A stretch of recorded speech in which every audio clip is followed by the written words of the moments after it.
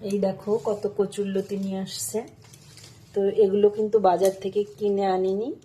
দেখো এক একটা কচুরলতি, এগুলো বাজার থেকে কিনে আনিনি, একজনের বাড়িতে হয়েছে, সে আমাদের দিয়েছে। হ্যাঁ, এই দেখো কি মোটা মোটা দেখো।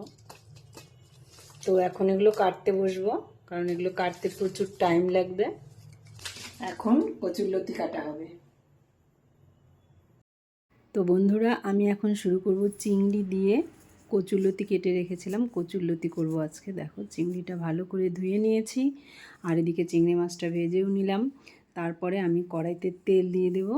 তেল দিয়ে কেটে রাখা যে কচুরলতিটা, কালো জিরা আর লঙ্কা দিয়ে কচুরলতিটাকে ভালো করে ভেজে নেব। আর তারপরে যে কচুরলতিতে মশলা দেব, দেখো পেঁয়াজ টুকরো টুকরো করে কেটে নিয়েছি, কয়েকটা রসুন কোয়া আর কাঁচা লঙ্কা দিলাম। দিয়ে এটাকে আমি এখন পেস্ট করে নেব।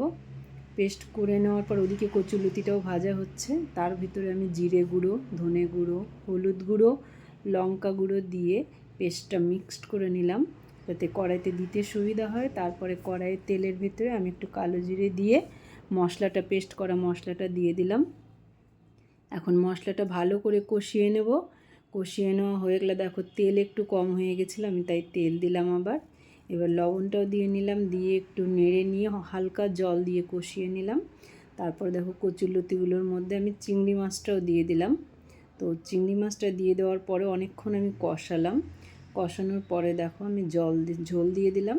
একটু ঝোল ঝোল থাকলে খেতে সুবিধে হবে, একে তো গরমের দিন। তো আমার রান্না কমপ্লিট। তো তোমাদের ভিডিওটি কেমন লাগলো, এইভাবে কচুরলতি চিংড়ি দিয়ে কে কে খাও আমাকে কমেন্টে জানিও। আর ভিডিওটি ভালো লাগলে লাইক, কমেন্ট, শেয়ার করে পাশে থেকো। আমি চলে আসবো নেক্সট ভিডিও নিয়ে।